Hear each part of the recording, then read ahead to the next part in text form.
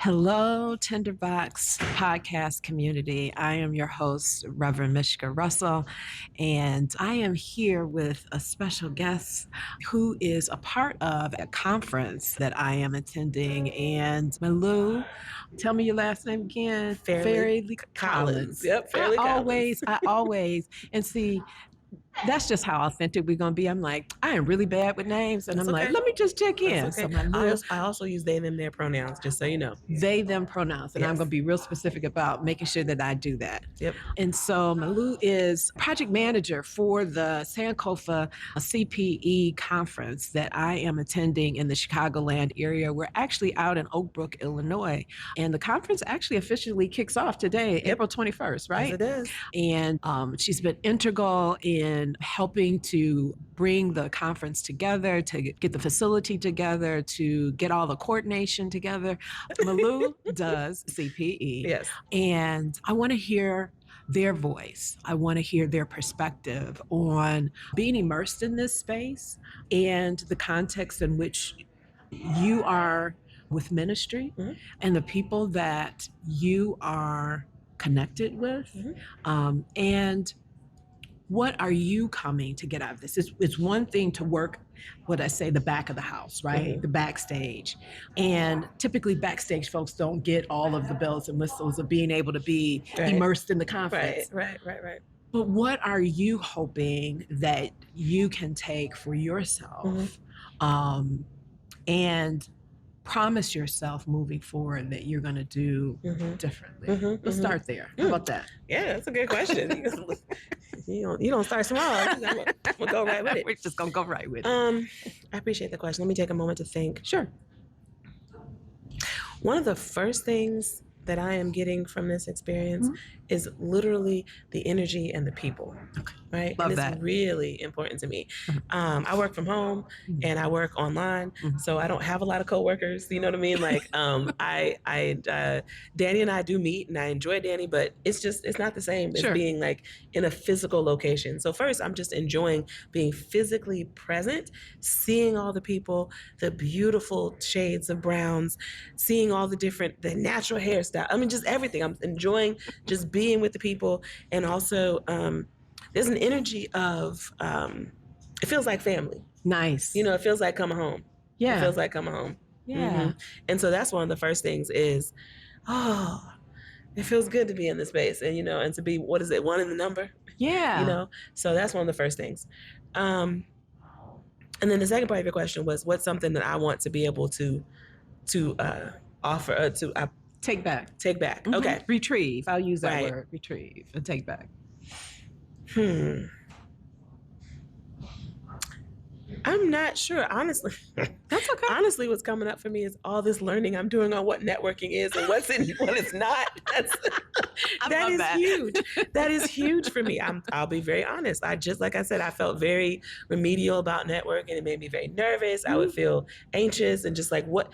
But yes, I'm between the conversation we had, the conversation I had with Simone, I'm feeling like, okay, I can meet people. I can say hello. Yeah. I can, just extend I know it's called networking, so clearly, but extend the network, but it actually makes sense now to me. Before it felt scary and odd. Abstract. And I was like, I don't get it. But now, like literally in my brain, I can see like the webs of people connecting and I'm like, oh, like a network, or even like the way they, if you're picturing like neurons in the brain. Sure. I'm like, okay, I get it now. That's a huge, it may sound small, but it is huge for me. And so that's one of the biggest things I'm taking with me now. Well, and you said something as well. You talked about, because there's a group of people that do work, my word, in isolation, right? It's convenient, but it doesn't offer that connectivity that we are created to be social, right? We're created to be in community with each other. And that's how we vibe, we feel energy. Yes, we talked about exactly. that energy, Yes. right? Yes. And we become deeper connected with people that we have that intense connection with. And when we're void, I believe when we're absent of that, yes, we yearn for that. And that might not be on the agenda schedule. Right, exactly, right. but it it's is part of it, yes, right? it really is. It really is. And to use that to help us in those times when we don't have it, right? To know that you can call someone up and have that connection because you met here in this space. Yes. So I don't think it's a small thing. I really think it's huge because there's so many people out in our community who live in isolation, right? In a variety of different ways for a variety of different reasons. And it's that nugget of putting yourself out there and trusting that you can delve into networking. Yes. And people always associate it with trying to get something. Right. And that's the part that made me uncomfortable. Okay. That's the part that made me very uncomfortable because I was like, I don't know what I'm trying to get. And I'm wary of what you may be trying to get from me. And so I'm just like, what is this? That's it felt too transactional. Yes. And then, I hate to, and I know salesmen get a bad rap, but it felt like that stereotypical like used car salesman feeling, you know? And I was just like, I don't understand what this is. So no, thank you. But yeah, that has really shifted now. Yeah. It's shifted. I feel when it became like seeing the actual network and making it feel like something that feels organic. You know what I mean? The organic to me feels authentic. It means like it's organically coming into being. We get next to each other. Let's see what your aura field or my aura or whatever they call it. I don't know, whatever it is. And organically we see what comes of it, right? Yeah. That to me, like I'm like, oh, and then organically you can decide like how often do we remain in contact, right? And that's what you said about I'll check on you. What do we say? Occasionally, right? And we can figure out what that looks like and in what way. Maybe it's a text message. Maybe it's I love a Zoom lunch. I'll do a Zoom lunch because I work from home. Yeah. I'm like, let's do a Zoom lunch. Yeah. But it opens it up for me to feel like it's not about proving what I have and you proving what you have. Yeah. It's about the beauty of life being connected, right? And the energy of connecting with other people. Yeah. Because life in and of itself is its own point. It is. And I feel a lot of that was lost, especially as we lived through COVID. Yeah. Right? Yeah. We lost a lot of socialization skills. There's a lot of different studies of research, especially for our kids, of what's happened with them not having had certain conversations or depending upon gender identity, how different people have or have not done certain things, right?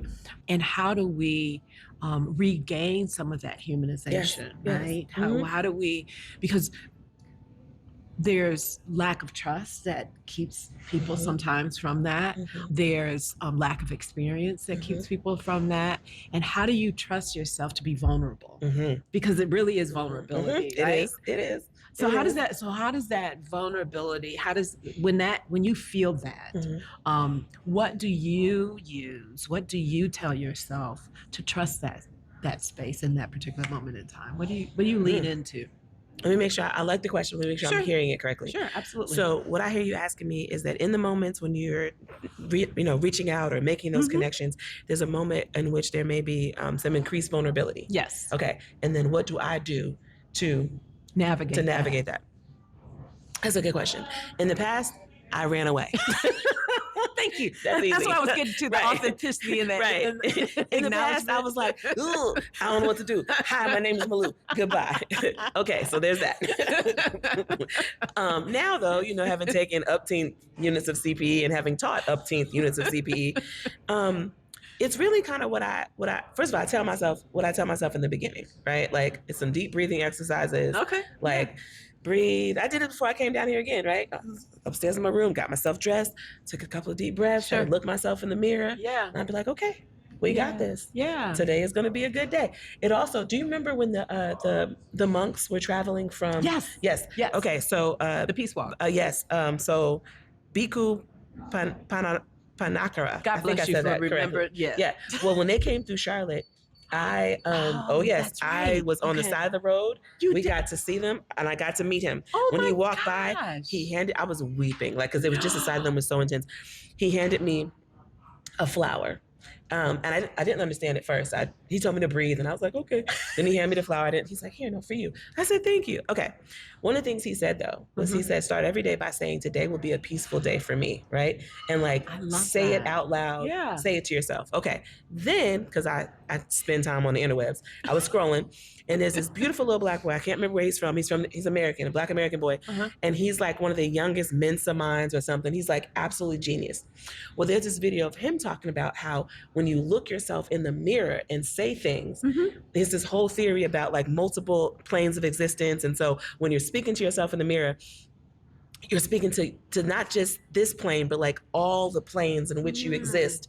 And so like it's a multitude of like manifestations coming out and coming back, right? Yeah. Okay. Yeah. So I just put the two things together. Okay. I was like, okay. So I was upstairs. Today will be a peaceful day for me. So I looked myself in the mirror and said that. Yeah. And then what else did I say? I don't know if and then the next thing was a little dance move to let me know I got this, right? I had to do a little dance. I was like, all right, I got this. You gotta have some movement, right? Because it's embodied, right? It's embodied. So I had to do my little shimmy. All right, now. Take my deep breath, and then I came on down. I love that. So it's the pre-work for me. So then in the moment, if I feel vulnerable, I usually just take a deep breath. And then I'm trying to figure out, though, because I'm also pretty emotionally attuned with different people and things. So one could even say an empath, if you will, emotional attunement. So then I also have to do the work to figure out, though, but wait, whose energy am I picking up on? That part. And it took me a while to realize that sometimes, I'm not I'm picking up on the energy of other people. So that's the other part I have to do is to figure out, is this mine? Is it not mine? Okay. Right. Okay. If it's mine, I do a little breathing. If it's not mine, then I usually try to send positive energy out to whoever I think it is, right? I'll send positive energy, or if it's appropriate, I'll go stand next to them, which, I'm quick to check in on people. I'm going to check in in a minute. So, I'll do that if I have to. Yeah. I love that, because you do sometimes get these, it's like a burst of energy, right? And you feel it intently, and you're trying to figure out, is it you? Right. Or is it mine, or is it someone else? And that's awesome to offer that to our community, to not be afraid of that, but to investigate that, right? Yeah. In a variety of different ways, and check in on people, because we don't have folks that check in on us. Right. And I just love how the Creator created us to have all these different things that we haven't tapped into to utilize, to be able to check on the wellness and well-being of each other. I'll give you an example. So even on Zoom, right? Because I do a lot of my teaching with my students on Zoom. Well, all of it, not a lot of it, just all of it. But I really pay attention to people in their box, right? I'm like, I am LinkedIn. The Brady Bunch squares. So yes. So like, for example, this wasn't even teaching. This was Danny. The other day, Danny and I had a meeting, and I was like, "You chewing your gum too hard. What's the matter?" Danny was like, "Oh, I'm smacking." I was like, "No, you're not smacking. You just chewing it too hard. What's going on?" Oh, okay, well, and then we had a conversation, right? Or like another one of my students, it was something that I was like, it's something about her bottom lip. When she would do her bottom lip, quivering. I knew it didn't quite quiver, but it was the way she would hold it. Oh, okay. And I knew that there was emotion coming up, right? Okay. So I'd be like, all right, I'm seeing that lip, and she'd be like, oh, the my nonverbals God. be nonverbally, right? I'm saying, and so to be the person, it took me a while to realize, like, oh, I notice a lot more. And then so at first, when I didn't understand, I would internalize it and think, I make because you don't understand, you make up a narrative, right? Sure. So my narrative, of course, was nobody likes me, and so wasn't you? No. Yeah. Then I was like, oh, I'm picking up on things, that's awesome. And so I can use that to like figure out who needs to be checked on. You know what I mean? Like who can I check on, and also who to avoid. Well, I mean that's for real though, right? I mean, not everyone is your person, right? And not every tribe is your tribe, right? And so to have that, some spaces we call it discernment, gifting, awareness. Pick your adjective, right? But to be okay with that, to listen to that, and take that for what it is self-care, right? Yes. Yes. And be okay with that. I think a lot of people are challenged by that, because like, oh, I felt something and want to gravitate towards, and maybe that's not your season or your time in order to do that. So I really thank you for lifting that up. I did a conference, not a conference. I did a retreat. I was the keynote facilitator, I don't know, for a retreat, on for the North Carolina Chaplains Association. I just did it, and it was on. They wanted something on womanist, right? So I did womanist ethics. What womanist? A womanist ethic of survival. Okay. You know, I had a fancy title. Okay. Anyway, but in the preparation for doing that, I was looking at different clips of Katie Cannon's work, right? Oh, yeah. And so Katie Cannon has one clip where she's talking about identity. Yeah. And one of the things she talks about is basically what you just said, is that we're taught to not pay attention to this discernment that we have, right? We're just going to call it discernment for this conversation. We're taught not to pay attention to it. And so she was really speaking of the cost of what happens when we don't listen, when our energy, our bodies, or different things are telling us like, this is not for you, this is not where you need to be. Yeah. And the cost of what happens when we override that, right? It's costly. It's a laundry list of how costly it can be. And unfortunately, in some of the space, in the times that we are in right now, we're seeing iterations of that costliness and the red flags and not paying attention and ingesting that belief that we can fix, we can take care of, love more intently, change, whatever it is that you're telling yourself in that loop that's in your head, right? That there's another part of you trying to tell you, stop it. Right. Stop that. Right. Stop. Right. Take care of yourself. I don't know if we cuss on the podcast. Oh, well, hey. Stop that. Hey. Ish. Well, hey, right? we can do that. You know what I'm saying? Like, I know what you're saying. Absolutely. Absolutely.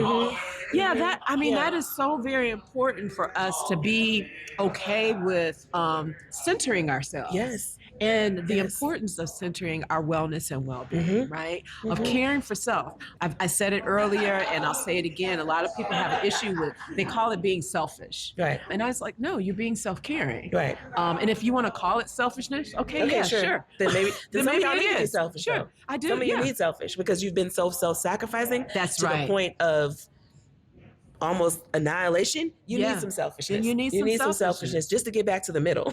Right. So fine, take a season to get selfish. Yeah.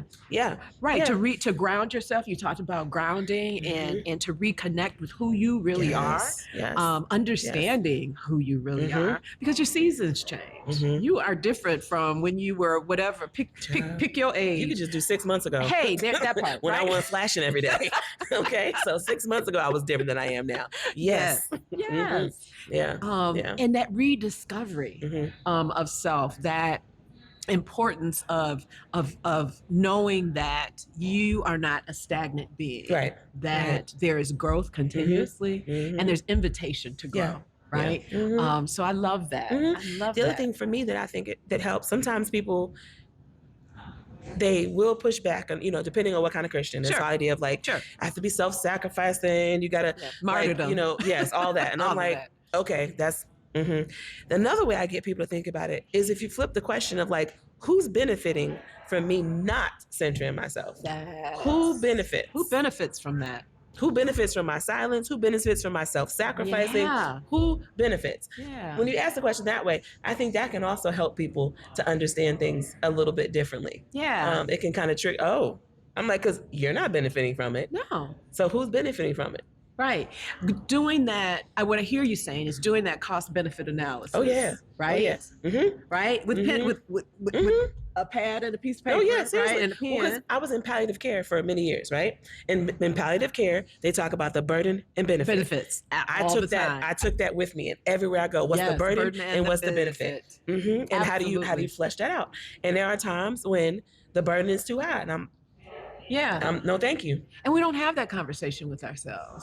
We tell ourselves that we're supposed to run ourselves into the ground, right? Because we're supposed to prove our love for, or our commitment to, fill in the blank, whatever it is, whether it's caregiver, whether it's partner, whatever it is. Keeps on a hamster. Just picture a hamster wheel, just going.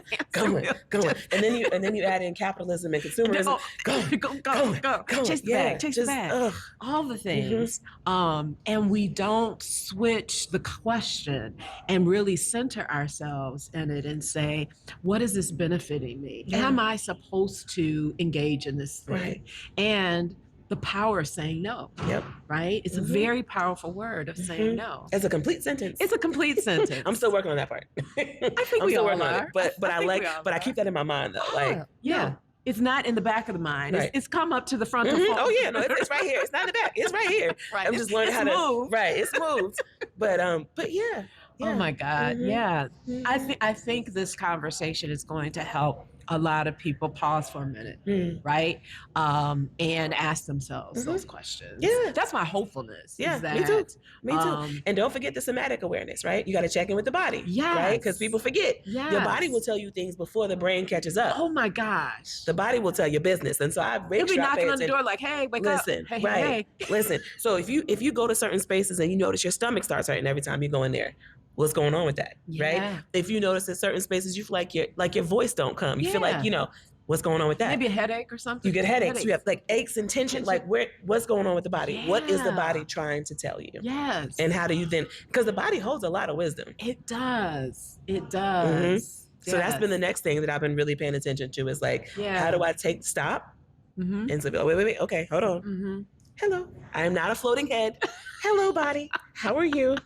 Like, granted, I moisturize, so like I know I'm not a floating. I'm not floating because I'm gonna put on the lotion, but I don't treat myself like that sometimes. You know what I mean? Yeah. And so I'm like, okay, how do we make sure that the body is included as well? Yeah. Especially because for many of us Black women, I use they them there, but sometimes I feel like a woman, sometimes I feel like more. So, but many of us have had things happen to our bodies that we did not give consent to. That part. Right? Sure.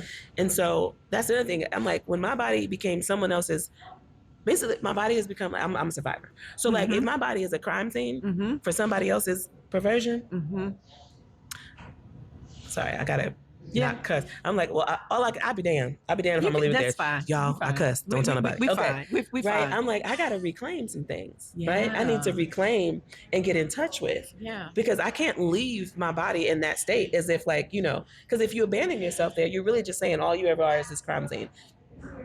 No, I'm so much more than that, right? Yeah. And so being able to get in the body and claim the body and be like, hey, I love you. We got this. We're together. And to take that knowledge and awareness, right? Because they talk about, they do the head, the heart, CP. Yeah. We talk about the connection of head and heart. Right. Then we say head, heart, and gut. I'm like, let's get the full toes. Let's get the whole body. Everything, right? Because science finally caught up with us. And science realized, we do have brain cells in our gut. Yeah. And we know we've been saying that. So like, yay! I love when science catches up with ancient wisdom, right? So I'm like, okay, so now that we know that, let's act like it. Let's act like it and treat holistically. Again, that's the word that's part of the conference, right? Yes. Is holistic care, which is so very important. And I know some people are going to be like, that stuff is expensive. There are things that are expensive. There are some, but not all of it. Right. A good Epsom salt in a bucket with some warmth for your feet. They got Epsom salt at Dollar Tree. They do. I mean, like, come on. I know I'm a Southerner, so that's my first place I went, Epsom salt. But I'm like, you can soak. Right, you can soak. You can go outside and breathe fresh air. Yes, just grounding it. I know some people are in cities, but if you are in a place where you can take your shoes off for a second and just get your feet be on the ground. Yes. Grounding. Yes. Actually feeling the dirt. And connecting with that, or feeling the blades of grass. Yes, it makes a difference. Walk up and touch a tree. You don't have to hug it if you don't want to be a tree hugger, but just touch a tree. Just to touch a tree. Say hello. Yeah. Smell some flowers. Yes. All of that. Yep. And then there's all kind of breathing exercises that can be done. There's all kind of breathing exercises. So there's breathing exercises. There's tapping exercises, like tapping meridian points that helps. Different breathing exercises. There's and if you have YouTube, there's all kind of beginning yoga, like chai. All kind of stuff. Right. And I go for beginners. Everything I do, I'll be like so and so for beginners. Let's see what can I come up with, right? I've done Zumba for beginners. I did like a Tai Chi session one time for beginners. Just for beginners, and you can play around with it. So it doesn't have to be expensive. No.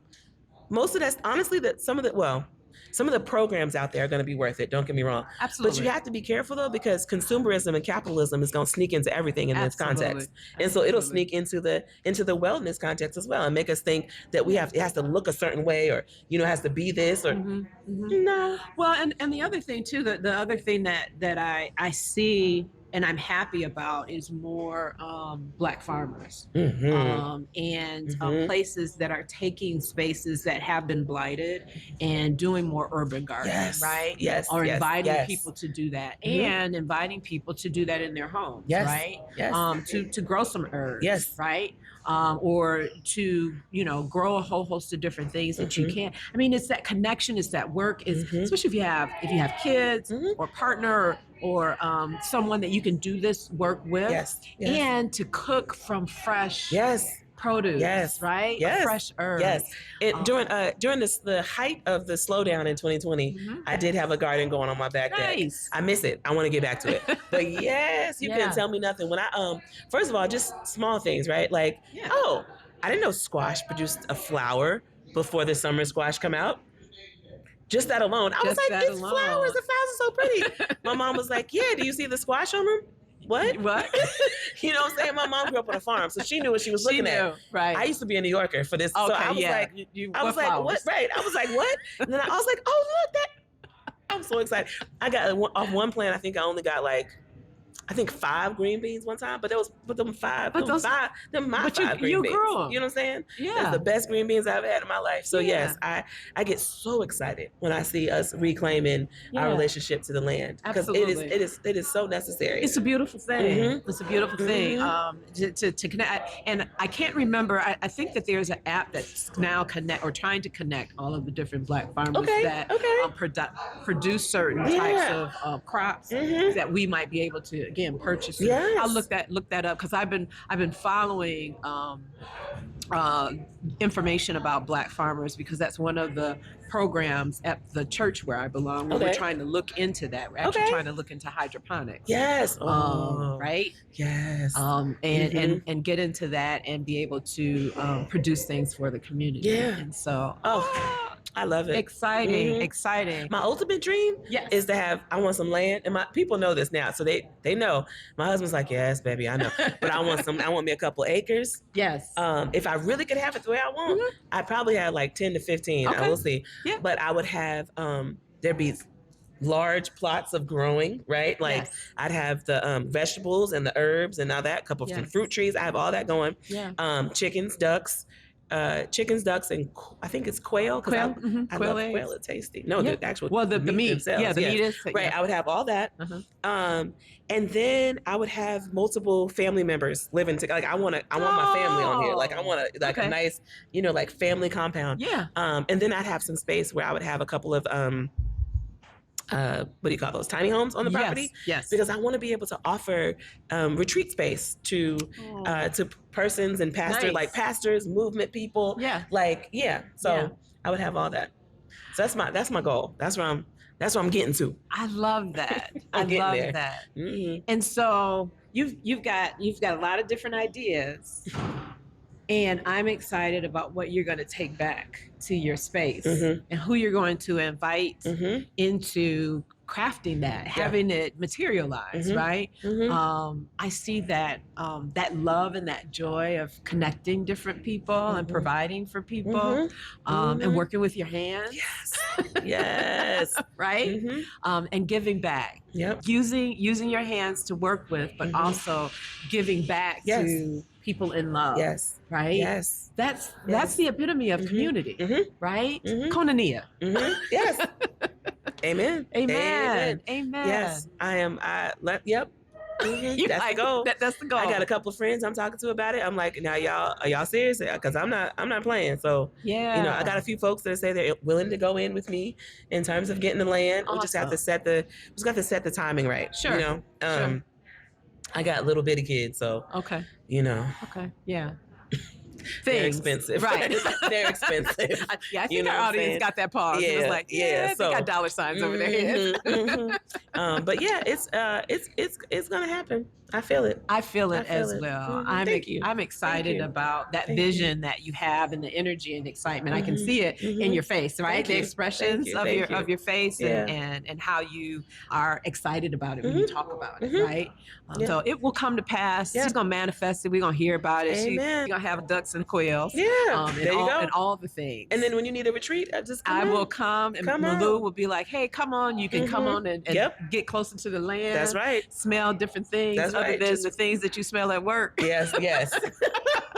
Yeah, come on. And just enjoy yourself and yep. Yes, Mm-hmm. absolutely. Well, Yeah. awesome. Well, I want to invite you to speak directly to our audience of Okay. one thing that you want to let them know about this conference and Okay. and your hopefulness for the people who are coming here into this space. Okay. Okay. One thing I definitely want you to know is that we have been planning this for over a year. Okay. So, what I mean by that is that like this was done with intentionality. Every aspect was done with intentionality, from the planning committee to the space to the vendors to the just everybody who's here. It was done with intentionality, Yeah. And that is a form of care. And so we just want you to know that we care and we are caring for you because like this is what we produce. And then you said, what do I hope folks will take from this, right? I think one of the most important things that I really hope that people will take from this is that God made you a self for a reason. And so you get to enjoy being yourself.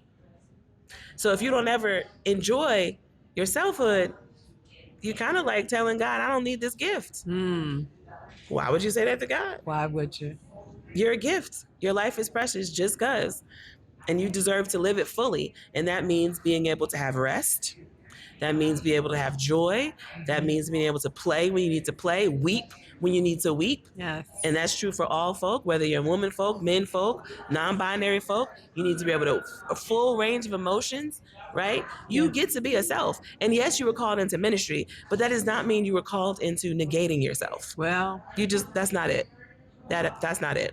So I really hope that people will take away like, hey, I'm a self and I love me. And I'm a self and I love me in community with selves who love them and who love me too, right? yes. And let that be created. So that's the goal. That's what I hope folks will take away. Awesome. Awesome. Well, I want to thank Malou for being one of our participant guests on the Tinderbox podcast. This has been amazing. Yes. But offering perspective as well to the intentionality, and at the root of that, that's caring and that's love, right? Yeah. And I love that. I think we need more of that in our spaces. It's there's vulnerability in doing that, but it's necessary for what we are all going through. Yes. For us to connect. Yep. And check us out at our next episode that we're going to have. We're going to be reporting a little bit more from the Sankofa CPE conference here in Oak Brook, Illinois. We're going to be here for 4 days, and I'm excited about all of the different presenters that are going to be here and all of the different things that people will come away with being restored and revived and refreshed, renewed, rejuvenated, right? Reborn, restructured. We're going to do all the rewords. I love it. I'm like, come on. We're going to do all the rewords. I'm impressed. You just kept them coming. And you have these leaders, these persons who are caregivers that are coming back to your community different. And I'm excited about what gets birthed out of that connection, right? What becomes manifested in the connection of what we're talking about, of intentionally bringing these nuggets to our communities and asking people to join us in the work and be community differently and care about one another differently for such a time as this. For such a time as this. All right. So we're going to sign off and we're going to high five. Malou is awesome for adding voice to the conversation. So peace and stay flaming and stay brilliant and self-caring.